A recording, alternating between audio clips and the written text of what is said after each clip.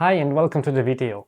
For the last couple of weeks or actually even months, I have been trying several Micro Four Thirds cameras and lenses for wildlife photography, and the last one I was trying is the OM-1, formerly Olympus, now OM Systems, and I think it was one of the most known cameras for wildlife photography before the OM-1 Mark II was announced. However, the specifications are in many ways quite similar. It still has the same processor, so it will deliver probably the same image quality. And given the increase of price in the OM-1 Mark II, I think that this could be a very, very interesting option, especially if you don't want to spend too much money. And it comes with some quite interesting specs. And I wanted to test out there in real life, does it live up to the, well, I don't want to say hype, but to the high expectations, or are there also some disappointments?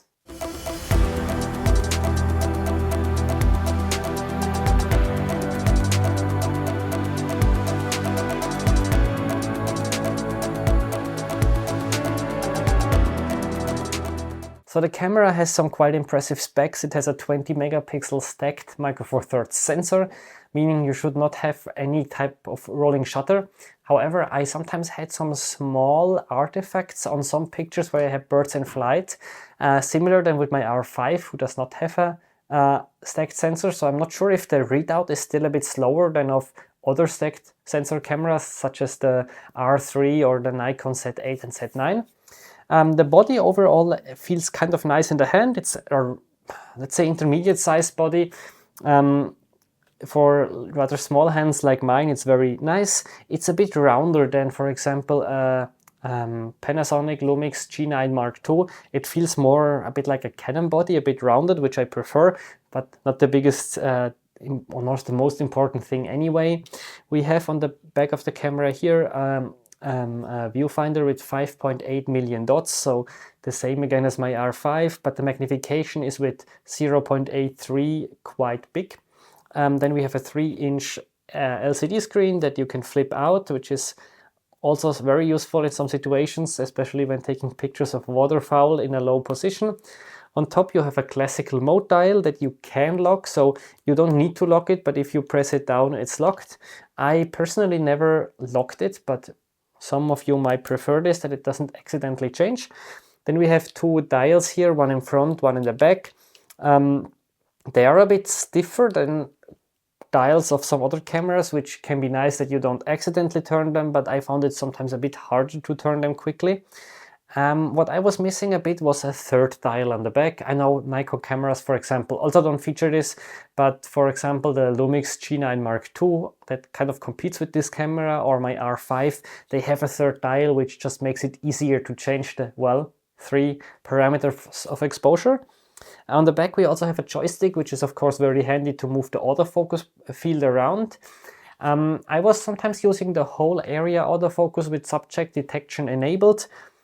Sometimes also like a smaller, like cross type selection, and actually you have a small lever here where you can switch between two settings, and I programmed it in a way that on the setting 1 I have this cross with subject detection enabled, and on the setting 2 I have whole area autofocus, and I found this very convenient to quickly switch between the two settings. On the side here you have two SD card slots, which in general I'm not a big fan of SD cards because they are quite slow compared to CF Express. On the other hand, with 20 megapixels, it's kind of okay. On the bottom you have the battery, which was lasting quite well actually. I'm not the biggest fan of the type of the battery compartment, so there is a small lever again. But unlike most other manufacturers, it's not kind of a spring, so if you put it down, it will just open again. You need to lock it down, which for me is just a bit more cumbersome, but I'm pretty sure you will get used to this as well. There are a lot of menu options where you can configure the camera in a way that you like them. There is on the mode dial 4 user or custom modes, which is definitely nice. Something I didn't like so much when using the camera was that in the menu you cannot use touchscreen, and also when reviewing the images you cannot just zoom in like a pinch zoom, I think it's called, like you used to from smartphone or basically any other camera I know. So I needed to zoom in with the wheel first, and then I could use the touchscreen, which is definitely not a deal breaker. It's really not so important, but it just made the camera feel older than it actually is, because in other ways it's a very, very modern camera. So let's move to image quality. As you know, I'm used to full frame cameras, so now we have a much smaller sensor that gathers less light and therefore will obviously have not as good high ISO performance. But I need to say, the way I was shooting, it was quite fine. I was not in a tropical rainforest, not even in a temperate forest during summer when there are leaves. And now in winter they are kind of more open, actually letting more light in, and most of the time I spent in the Alps above the timberline or at a river taking pictures of waterfowl, mostly of ducks and coots, and there I was usually not using that high ISO. I think the highest I went was maybe 6400, but usually I stay between 400 and 1600, and there it works very well. In general, I just realized that I'm using denoising software more often, in my case DxO Puro, and with this DxO Puro applied, the files look very clean, still have a lot of detail, so this was not a big issue for me. What I noticed, however, was that the dynamic range is definitely not the best, so it's worth exposing for the bright parts. I was surprised. I had 1 or 2 pictures where I thought I blew out some segments of the bright feathers and I could still recover them, so that was fine. But if you start lifting shadows, it gets noisy very quickly. So in general, with this one, I expose a bit brighter than with my Canon or with the Nikon cameras that I used before. Before I actually tried the camera, I heard many, many good things about the autofocus and that it's world class and very, very good in detecting and tracking subjects. And I need to say that detection works quite well. It's, in my opinion, not the best, but it works very well. The tracking is okay, but I also had, when shooting birds in flight, some situations where the camera was just slightly off in some of the shots. Not all of them were sharp, and another scenario was when I was taking some pictures of some icicles at the river, and it was already a bit dark, and I was just taking some pictures with a longer shutter speed, and the focus was just pumping, so I needed to switch it from AFC, from the continuous focus, to AFS, which is not a big deal, but I'm not too used to needing to do this from Canon or Nikon cameras. They usually just grab the focus even if it's an AFC. So it's not as consistent as I'm used to from, again, let's say an R5 or a Z8 or Z9. Of course, if we want to take pictures of actions, the frame rate is also kind of important. I don't care so much about the mechanical shutter frame rate because it has a stacked sensor, so I'm usually, or all the time, I think I only use the electronic shutter. Here we can have 20 frames per second or even go up to 50 frames per second with continuous autofocus, which is great if you have really fast action. I would not use it as my standard setting because I end up with too many images. So if I just have an ibex that is walking over some rocks, I don't need 50 frames per second, but it can be useful in other situations. You can also combine this with a pre-burst so that the camera starts shooting or writing or keeping the files in the buffer while you half press the shutter, and as soon as you fully press the shutter, it starts actually taking pictures. And I used this a lot when I was taking pictures of ducks taking off the water, so very welcome there, especially together with such lightweight combination that you can easily handhold even in a bit more awkward position. One thing I want to mention is the 50 frames per second. They don't work with all lenses. You need to have a compatible lens. For example, with the Panasonic Leica 200mm 2.8 that I really like to use, you get only 25 frames per second, which for me is still plenty fast, and was actually never, I never based my decision which lens I take based on the maximum frame rate I get. Even 25 was fast enough for me, so I just picked the lens that was more suitable for the current scene in terms of the distance, background blur, and so on. As I mentioned before, we have 2 SD card slots. So how is it with the buffer? To be honest, probably you can feel it, but I didn't have any problem for my style of shooting. Again, if I take pictures of birds taking off from the water, this sequence will not last 10 seconds. It's basically the bird taking off, I quickly follow it, and then I have a butt shot anyway at some point because it passed me. So maybe I shoot for 2 or 3 seconds, and this was never an issue. I also had the feeling that the buffer cleared fairly quick. One thing where I'm always a bit struggling with Micro Four Thirds, and also the main reason I shoot full frame, is the background blur. I usually like a clean, smooth background, and with Micro Four Thirds this might still be possible in some situations, but things kind of need to align a bit more. And this was also the main reason why in general I was using more the 200mm 2.8 than the 300mm f4, because if I had animals that were coming close to me, I just could blur the background a bit better with the 200 2.8, and yeah, this gave me the nicer results. However, I think for most people probably the 300 f4 is the more interesting choice, because you just get more reach.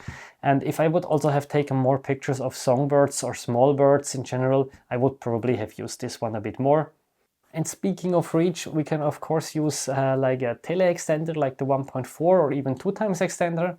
With the 2x extender you will get a 1200mm full frame equivalent at f8, which sounds pretty cool, but keep in mind, if you shoot from a longer distance, you will also see more heat haze and other things that can in the end result in a blurry image. The ISO will crank up and so on. So I think I would rather stick to the f1.4 for most cases. Actually, I was not even using the 1.4 so often, just because it was not necessary for my style of shooting.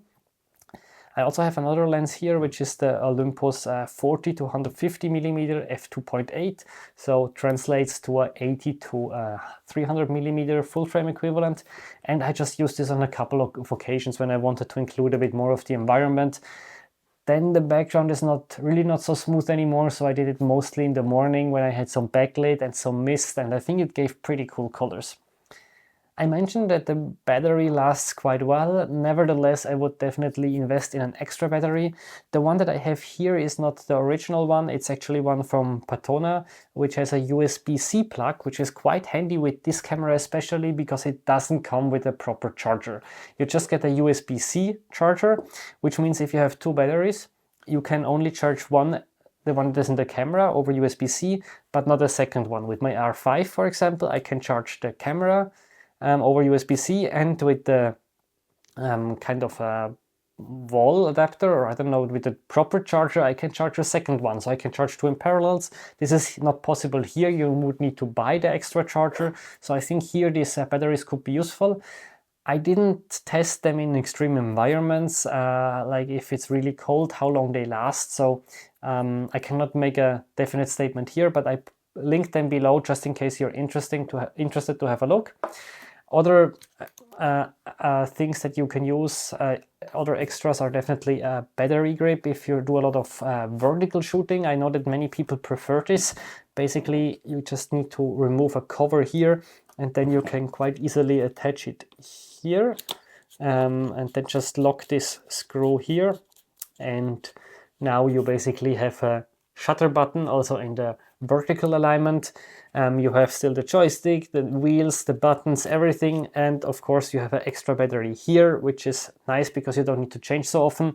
For me personally, if I already have such a rather small and lightweight lens, I prefer not to put a big battery grip on it, also because it makes it harder to get really to a low perspective, but this is a matter of preference.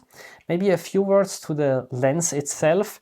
So we have here a focus limiter, then the IS on off, and the lens function button that I actually didn't use. Then we have the big focus ring here that goes quite nicely, and if I want to switch to manual focus, maybe you realize there is no switch here, so I can just switch this or pull on the focus ring, and now I can manually focus. If I put it back, it's back to autofocus.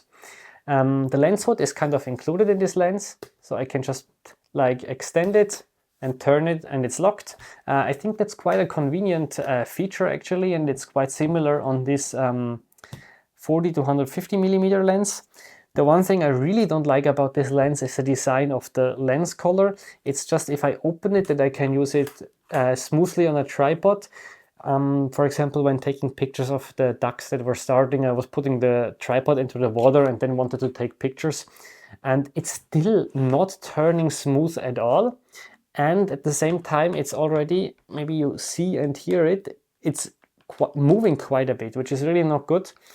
So I really didn't like this design. On the other hand, what I appreciate is that we have a Arca Swiss foot Swiss compatible foot that I can put directly in my tripod without needing to add another plate, so that's definitely a nice design.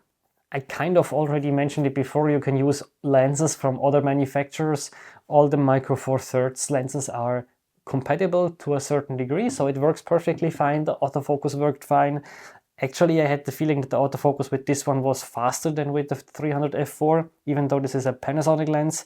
However, with the image stabilizer, you might have need to do some compromises, because the in-body image stabilizer, the IBIS, will not work as good with third-party manufacturers in this sense.